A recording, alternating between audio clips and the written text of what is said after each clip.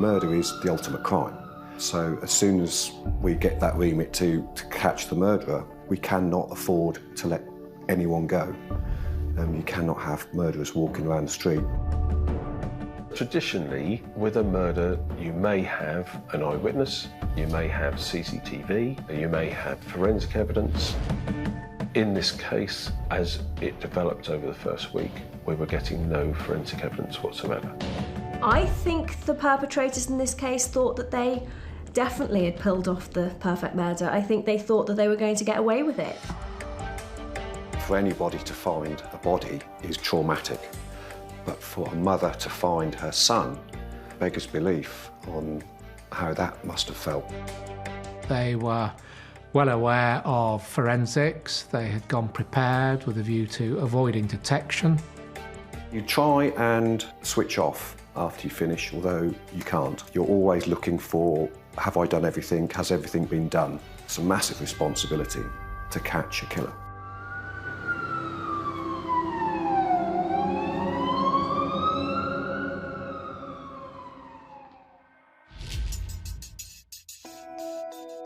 On September the 30th, 2009, the body of a man was discovered in a house in a rural market town.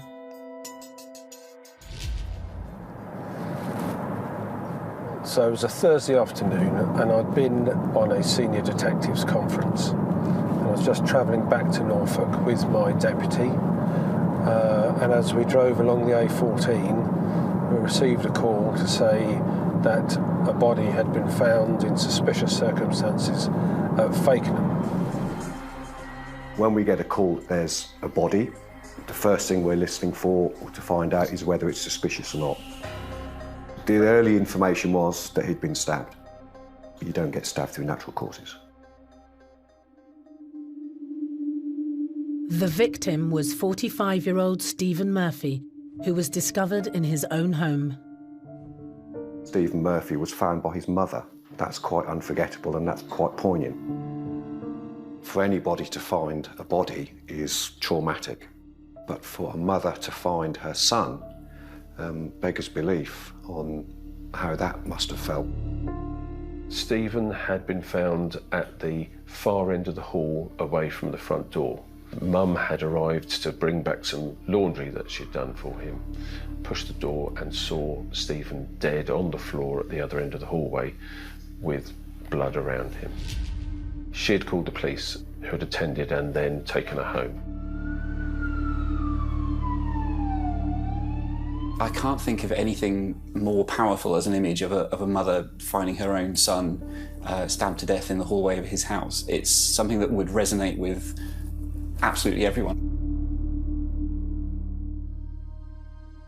I arrived here about 6 p.m, so it was just getting towards dusk. I attended with my deputy and went to the scene to discuss what was being found. Stephen had 16 stab wounds. Later interpretation of that indicated that he was probably stabbed shortly after the assailants came into the house. He may have tried to get away from them and then fell to the floor at the end of the hallway and was then stabbed further whilst lying on the floor. Front door had been left ajar. It's possible that a postman had poked some letters through the door. What we didn't have was a time of death at that point. Rigor mortis had set in, which indicates that the body had been there for a little while. So it's not something fresh. In this quiet town, the police activity soon attracted the attention of the local press. When we first heard that a body had been found, obviously the immediate response for a reporter was to head out to the scene. A very quiet cul-de-sac, a residential area, nothing remarkable about it at all, except for the fact that there was now forensic examination going on, people with white suits and a black tarpaulin across the front of the house where the entrance to the house would have been. Stephen was still in situ at the end of the hallway. He'd probably been pursued down the hall and maybe tried to protect himself on the floor, and there was a glove mark on the wall just above him, indicating that someone was leaning over him. Certainly from the angle of some of the wounds, one was in his backside, it looked as if he was attacked from above as he lay on the floor. What makes this case interesting is that it's a very violent blitz attack on a man, but it doesn't fall into the category of a domestic homicide, and it doesn't seem to fall into the category of kind of a random attack either. But in the immediate hours that followed with the finding of the body, it was difficult to understand who would have been the suspect. With any murder, there is a golden time. That first 12 hours is critical. So we need to get as much information as possible from anywhere and everywhere surrounding those circumstances. Stephen had been stabbed, and there is a possibility that his assailant may have discarded the weapon when leaving the scene. We were looking down drains, we were looking under hedges, we were looking in rubbish bins, we were looking in gardens, anywhere where someone could have discarded the weapon. No weapon was found. In this instance, there was very little obvious forensics coming through, so we had to look at other places, and victimology is a key line of inquiry. More often than the case is the murderer has met the victim at some stage or has some connection with the victim. You tend to start with Stephen in the middle and build concentric circles around Stephen and gradually widen the people that you look at. So you look at those closest friends, family, acquaintances, and then identifying people that may be of interest to you. Our research into Stephen established that he had moved from Southampton into the area fairly recently. As far as we could establish, he didn't know anyone else in the area at all. It was just mum and stepfather. At the scene, a local police officer gave Jez one vital piece of information about Stephen's personal life. Stephen had been seeing a lady, and there had been a problem with another man in the town about that relationship. The other man was a lorry driver from Felixstowe, named James Cameron. There had been a problem between James Cameron and Stephen. This had previously led to violence, and James had made an allegation against Stephen that he had been attacked and cut with a knife. That was still being investigated at the time, and there had been some criminal damage previously. So clearly there was a potential person of interest, and we needed to know where James Cameron was. Hoping to find out more about Stephen and this relationship, Jez went to visit his mother at her home. It wasn't a case of breaking the news to Mum, which can be very emotional. She was aware and probably in shock following her discovery. We needed to engage with her to get information from her to build a history around Stephen that we could then start breaking into and breaking up piece by piece and working on. I always become emotionally involved when I'm with the family. It's very difficult not to be because the emotions that are running round. I don't normally make promises, but I did say to her that I would find out what had happened and get a result for her. I really felt that she needed something to hang on to. She was really very, very upset and clearly very close to Stephen, and I just felt the need to reassure her.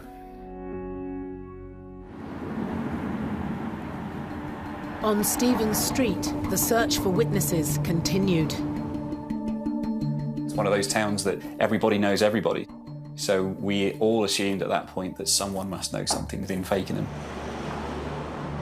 House inquiries identified that some neighbours about 3 doors down had left their home just at the end of an episode of EastEnders, I believe, and as they did so, saw 2 figures outside the front door of Stephen's house.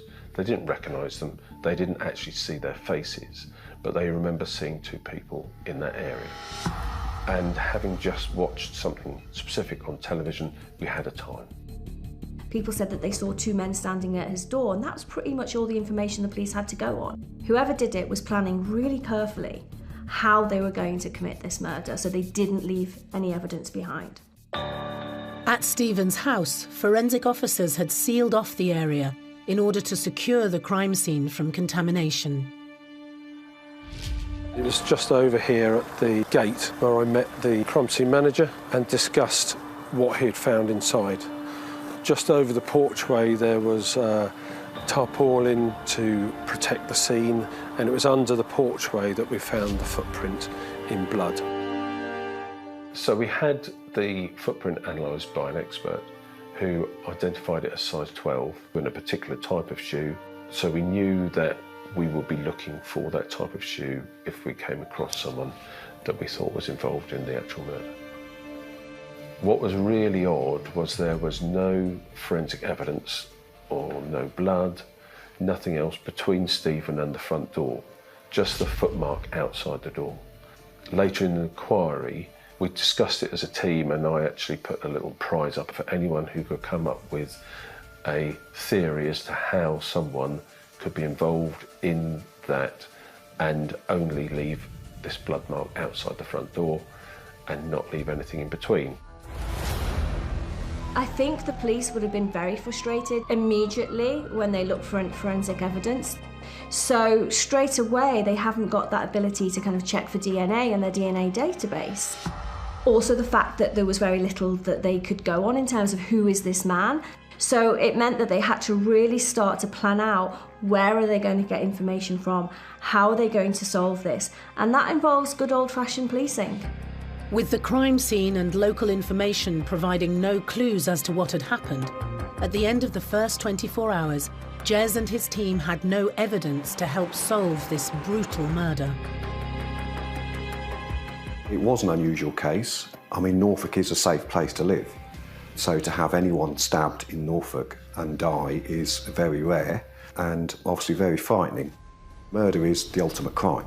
So as soon as we get that remit to catch the murderer, the pressure is on. And the victims' families, they need to know. They need justice. They need to know what's happened.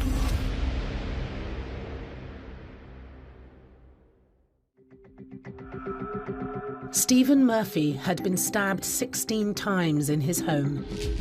In the days since his mother had discovered his body, the sleepy Norfolk town of Fakenham had become the centre of a murder inquiry. There is no such thing as an easy or a simple murder inquiry. They're all difficult because the pressure, the responsibility is huge. The beginning of the investigation is really resource intensive. With everyone that was involved, we were looking at probably around 70 people. With no forensic evidence and no local leads, the team began to broaden their inquiries. We had identified that Stephen had moved to the area from Southampton, and he'd had a bit of a checkered history in Southampton. He spent some time in prison for drug offences, I think, and he'd come up to Norfolk for a fresh start, effectively, to try and start a new life up in Norfolk, in Fakenham. It was always possible that, having been brought up to Norfolk by his family, he had left either a debt or some sort of grievance with someone in Southampton. So we needed to identify whether there was anyone in Southampton who may have come up to Norfolk to kill Stephen. Their only lead so far had been the man Stephen had had an altercation with, lorry driver James Cameron. It's an obvious line of inquiry, an associate or someone he's had altercations with. Inquiries established that he was in Scotland, and it was important to bottom out an alibi that he might have to eliminate him from the inquiry. But he was not even in the country at the time. He was visiting family up in Scotland, which was verified by detectives. Jez still wanted to question James Cameron, and 5 days after the murder, he was handed an opportunity to do just that. Mr. Cameron, as it happens, was coming back to Fakenham because he had relatives in the town and there was a family celebration that weekend that he was going to attend. So he flew into Norwich Airport and we interviewed Mr. Cameron at quite some length, and we asked him to account in great detail for his movements and about the history between himself and Stephen. Although James Cameron was in the clear, the team still wanted to do some more digging into his connections with Stephen Murphy. We didn't have enough to arrest James at that time, but we seized his mobile phone. Because we seized it, we gave him another phone to replace it. We looked at the call data on that.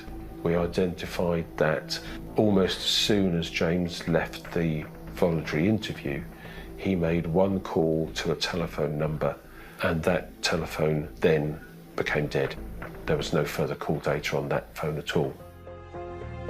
The number James Cameron had called was that of an unidentified pay-as-you-go phone. It was another dead end. When James had finished the interview, he returned to Scotland. That alibi was tight, so although that avenue opened, it was closed down again quite rapidly.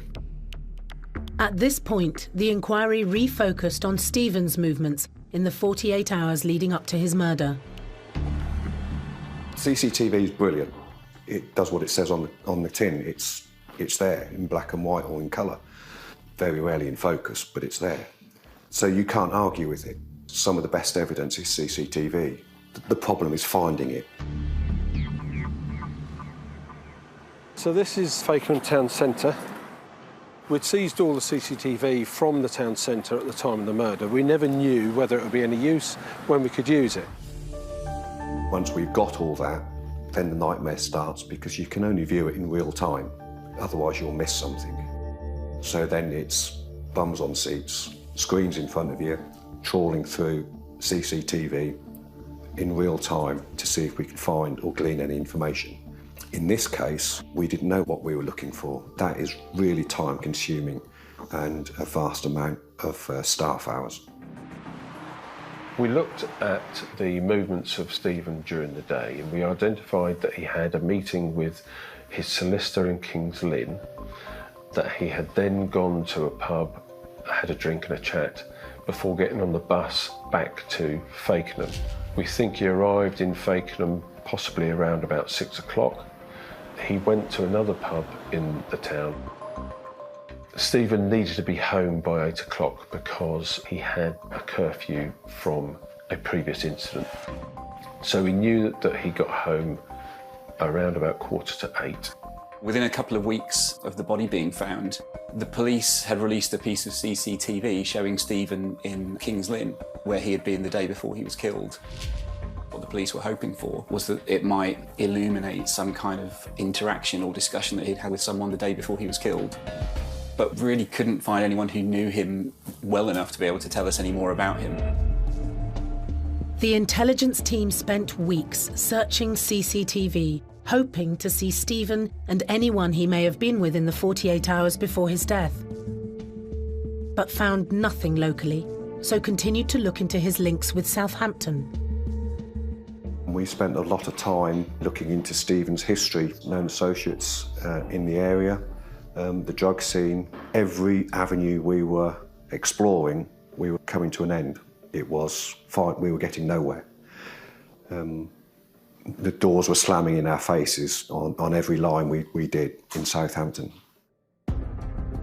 With no strong leads, the intelligence team tried a new tactic to try and establish a link between Southampton and Fakenham on the night of the murder. There's a classic route between Southampton and Norfolk, so using Police National Computer and the automatic number plate recognition system, ANPR, we trawled all the vehicles that had travelled from Southampton to Norfolk over a short period of time relevant to that murder. We would get all that information, all those vehicles, and there was probably a couple of hundred who at that time travelled from Southampton to Norfolk and from Norfolk to Southampton. So we're then left with a large list of vehicles that need to be looked at. Why they travelled, why they were here. Over the next 6 weeks, a small team of officers trawled through this list, linking cars to names and addresses that they could involve in the inquiry. We had contacted the vehicle drivers to establish the purpose of their journey and whether there was any connection between them and Stephen, and it effectively eliminated them from the inquiry. And we had spoken to most of his associates in Southampton and accounted for their whereabouts and the fact that they were still in Southampton. So that part of the inquiry was really drying up.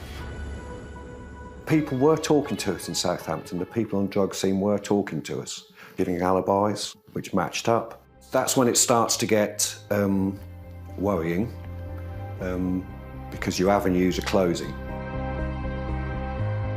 It had been several months since the murder, and without new information, Jez and the team were no closer to finding the killer. As we eliminated the possibility of someone coming from Southampton, we appeared to have eliminated James Cameron. So there were difficult times, and you're just wondering where the next step forward is going to come. But in a way, you have to have a positive belief that you will find it eventually. You just need to keep looking at the detail. In a desperate search for new evidence, the police began to involve the media more. The family put up a £10,000 reward for information that could lead to Stephen's killer. This was about 3 weeks after his body was found. In order for someone to commit such a violent attack, normally there is a personal reason behind it. And so my gut feeling was there was a personal grudge in some way between the assailant and Stephen. Despite all the posters in the shops around Fakenham, despite the coverage on radio and TV, in the newspapers, there were no new leads. £10,000 was a lot of money.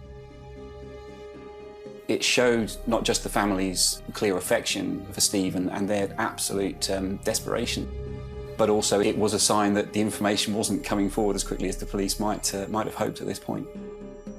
I always do my very best for the family, but I try not to make promises in case I can't keep them, and certainly 3 months into this investigation, when our leads seemed to be drying up, I was very conscious of the fact that I'd made that promise and may not be able to fulfil it. The pressure is the family knowing what's happened and for them to have the information and for them to have justice. There's also that pressure that there's a killer out there. You can't switch off. We're talking a murder.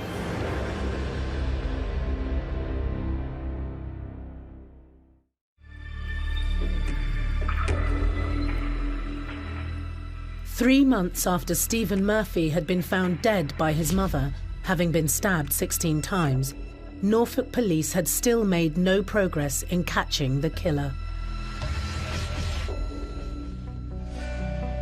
As we close down things, it becomes quite a challenge to try to motivate the team to keep going. The pressure comes on not only from trying to get a result from the family, but then internal pressure within the organisation. I engaged with advisors who came to look and have a presentation on the inquiry and suggest, I think you need to look more deeply at James Cameron. Sometimes it's a case of re-looking at things in a different way. One of the altercations between James Cameron and Stephen Murphy involved James Cameron sustaining a small cut to his hand from Stephen Murphy. That was dealt with by the local police. The altercation was that minor, it didn't even result in a conviction. As James Cameron had cropped up in Stephen's victimology, we trawl his information. We look at him, his vehicle, his phone, his address, his associates, etc. Part of the work that we did on that was to look again at the telephone data that had been recovered from James's phone. Phones are very good because we can track them, we can glean information from them. That took a while to come in. It came in about the same time as the Southampton inquiries were coming to a close. In that information was a deleted text. Although you can delete information off any computer, it's still there. There were 4 deleted texts, one of which raised our eyebrows quite sharply. On the phone we seized from James was a text on the night of the murder that said, "Good job," and then some swear words. It was a eureka moment getting that text. Having done a vast amount of work in Southampton and elsewhere, and those avenues being closed, and the fresh line of inquiry opening up, that got the pulses racing that you can't keep having these avenues closed. One of them has got to be positive. We were confident that that was the positive line of inquiry that we needed, the one we were looking for. But it's not the phone that killed Stephen Murphy, it's a person that's holding that phone. You have to put that phone in someone's hand. That was a line of inquiry again, was to find out which phone sent that text and then put that phone to someone. Analysis of the data revealed that the text had come from the same number James had called after his interview and that the phone was being used in Blackpool. That text message came from a mobile phone that we then attributed to his son, Andrew Cameron, who was in Blackpool. So by the time we had identified Andrew Cameron and put him to the phone that, following the interview, James Cameron had phoned and then had been discarded, and then identified that there had been regular calls between those phones, especially on the night of Stephen's murder. All these things came together. There was another phone that came into the inquiry which was linked to Alex Dewar, who was a known associate of Andrew Cameron and one of particular interest because of his violent history. Jez and the team now needed to track down Andrew Cameron and his friend Alex Dewar for questioning. We moved to Blackpool to carry out inquiries surrounding Andrew Cameron and Alex Dewar. At the time, Andrew Cameron wasn't there. He'd moved to Canada shortly after the murder of Stephen Murphy. Fortunately, before Andrew Cameron left for Canada, he was bragging that he'd been to Norfolk and done someone over. It was quite surprising to find how brazen they were about discussing what they had done with people and bragging about, this incredibly violent attack on Stephen Murphy. I was quite surprised that they felt safe enough to be able to disclose this to their associates, and the fact that the associates dismissed it out of hand as bravado.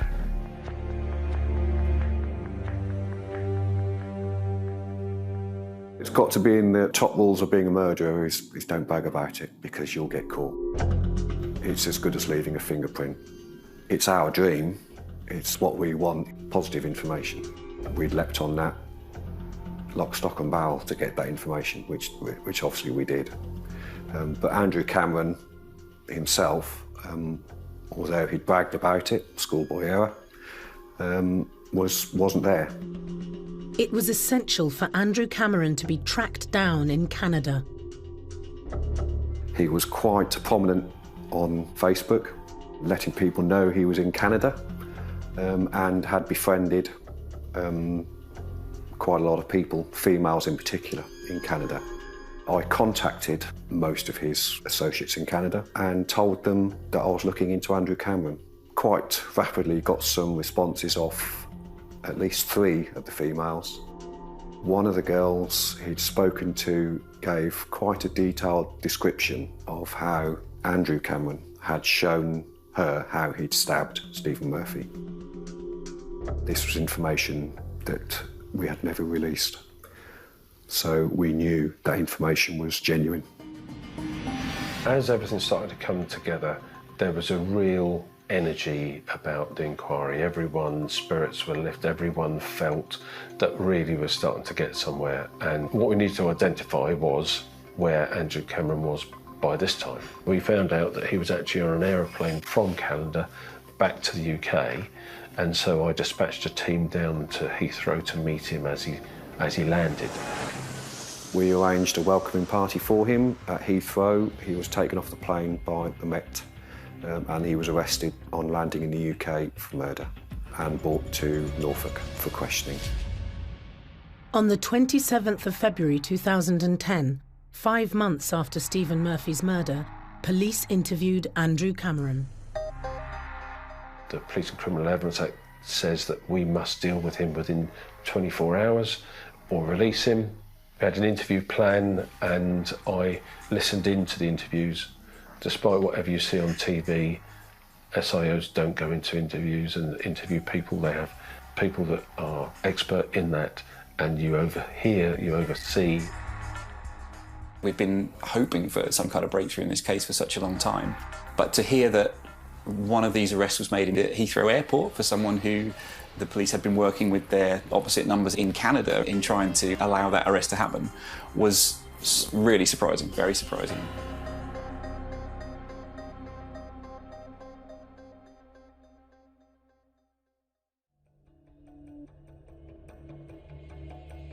Norfolk police interviewed suspect Andrew Cameron about the murder of Stephen Murphy.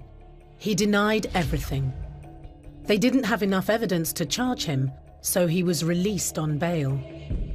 When we released Andrew from custody, it was important to focus our endeavours to build upon the evidence that we had. I didn't want to leave him out for too long in case he absconded. I flew over to Canada and spoke to 3 witnesses over there who were quite happy to give us the information in statement form with the help of the Canadian police. In obtaining these witness statements, we were already convinced that we had the right people. But what we were able to do was build that picture of what they had done, and it just continued to strengthen the case. The team now had 3 persons of interest. And although James Cameron had a seemingly watertight alibi, his son Andrew and friend Alex Dewar were prime suspects. Andy and the Intel team did a lot of work on the telephone numbers that were associated to them, and also, having identified Dewar, identified the vehicle that Dewar drove. Despite being a very large man, he drove a little Ford car, KA. There's a camera just outside Norfolk. It gives such a good picture that it can show us, as well as the registration number, but the occupants of the front. And so we were able to see that there were 2 people in this car that travelled from Blackpool to Norfolk. At this stage, phone inquiries were in its infancy, really. It's come a long way.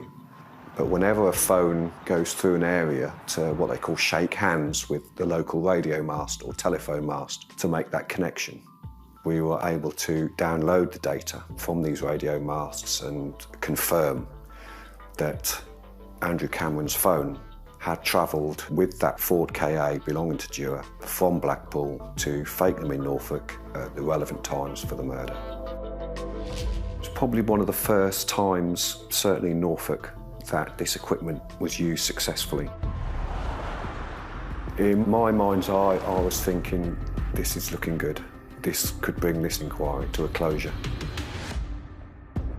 The energy and the excitement that built from identifying the telephone data and the ANPR data, we were getting really excited and really confident that we had finally identified the people that had been involved in the murder. There's still a job to do there. The use of ANPR to track cars going to and from Norfolk was really important, but also really thorough. The police in this case did everything. They didn't leave any stone unturned. And that was because they had very little to go on. This would have taken a lot of police work, a lot of resources, a lot of manpower, a lot of time and energy. Andrew Cameron was still out on bail, so it was essential for Jez and his team to gather more evidence as quickly as possible. I made a decision to release Andrew Cameron from custody on bail so that we could continue our inquiries and build our case. And identify other people involved, etc. As it happened, Alex Dewar, since the murder of Stephen Murphy, had been involved in a totally separate incident in Blackpool and had been arrested and imprisoned for a very serious grievous bodily harm with intent. And so Alex Dewar was in Preston Prison.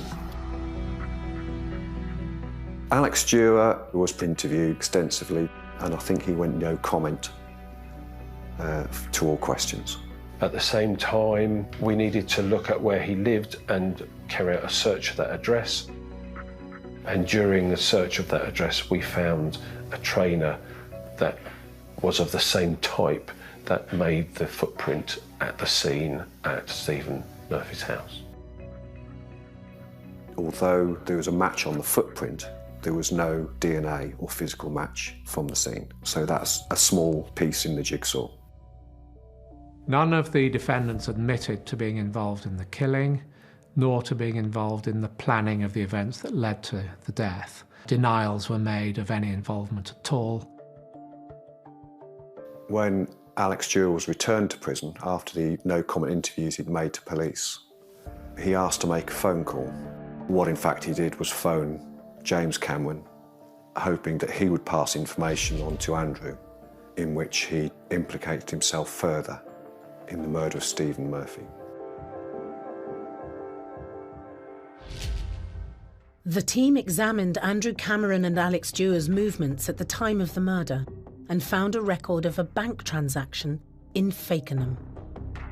We were able to identify the use of a cash point that was outside the bank just down here, and it was on this camera up here that we caught an image of Dewar and Cameron as they walked up the path back towards their car. And that was around about half an hour before we believe the murder occurred. There was a huge surge of enthusiasm, a real commitment from staff to secure the evidence we needed to get to charging and then have a successful case at court. And it was incredible the way one thing led to another. It's also important that you use that to trigger further response from the public. We actually did a media campaign in Blackpool, and that reaped rewards because people started to contact us. And it turned out that Alex Dewar, at the time of Stephen Murphy's murder, was a student doing a criminology degree and was completely forensically aware. Hence, most likely, why there was no forensic evidence at the scene, because he knew what could be recovered and how to prevent it from being recovered. One of the features of the case which made it so difficult for the constabulary was that they were well aware of forensics. They had gone prepared with a view to avoiding detection, and indeed boasted subsequently to those to whom they spoke that they had gone, in their words, soccoed up. With Alex Dewar and Andrew Cameron linked to Fakenham, the team now only needed the last piece of the puzzle that would connect Andrew's father, James, to the killing. We did a search of Andrew Cameron's house. We found a computer and we seized and analysed the computer. We identified that James Cameron in Scotland had made a phone call to Andrew Cameron in Blackpool, and exactly at the same time on Andrew Cameron's computer he had made a search for Fakenham and a route finder. That's really the crucial evidence that led to the conspiracy charge for James. James Cameron had told his son that he'd been attacked and stabbed by Stephen Murphy. So Andrew Cameron decided to avenge his dad. Alex Dewar's involvement is he's someone who's got very violent tendencies. I just think he did it for the kicks. He went along with his friend to avenge his friend's dad because that's the only way he knew of resolving issues, and that was by using extreme violence. It took the police a long time to gather the evidence, and of course because some of it came from abroad, really detailed efforts were needed to get that evidence into a form that could be admitted into trial here. 6 months after the murder of Stephen Murphy, Jez and his team finally had enough to arrest and charge. Having taken the file to CPS, we were given permission to charge Andrew Cameron with murder, Alex Dewar with murder, and James Cameron with conspiracy to commit grievous bodily harm. All three finally faced trial in November 2010. This is Norwich Crown Court. This is where Alex Dewar, Andrew Cameron and James Cameron were found guilty of murder and conspiracy to commit grievous bodily harm. This is where I was finally able to make good my promise that I would resolve the death of Stephen Murphy. This was a very difficult case, particularly for the police. And one has to bear in mind the reluctance of friends of defendants to speak openly about what has been said to them, particularly when those defendants have reputations for violence and indeed involving others who might be violent on their behalf. So there's a great deal of careful work needed by the police to give appropriate comfort and safety to those witnesses who were sufficiently brave to step forward. I was in court for the verdict. It had taken the jury longer to find a decision on Alex Dewar for some reason than the other two. I've no real understanding of why they had a problem because all the evidence seemed to be pretty clear. After 5 weeks, the verdict was guilty for all three. It was quite an emotional day because the fact that we'd reached such a positive result after such a long time. Andrew Cameron and Alex Dewar were both sentenced to life imprisonment for the murder of Stephen Murphy, while James Cameron received 15 years for his part. It was a really difficult time for the family. The amount of time the investigation took to resolve, but eventually I do feel that we were able to achieve justice for the family. But we can never replace Stephen. As murder inquiries go, this one was certainly one of the tough ones. It was a tough case, but it was dealt with successfully, which makes it all worthwhile. I was really proud of our achievement on this investigation. It was really difficult. This investigation started in Fakenham, a small rural town in Norfolk, but it led us to Southampton, it led us to Blackpool, it led us to Scotland, it led us to Canada, and it really exploded and became so much more complicated than it might first have appeared. But the bottom line is we resolved all those issues and we were able to provide a result and a conclusion for the family.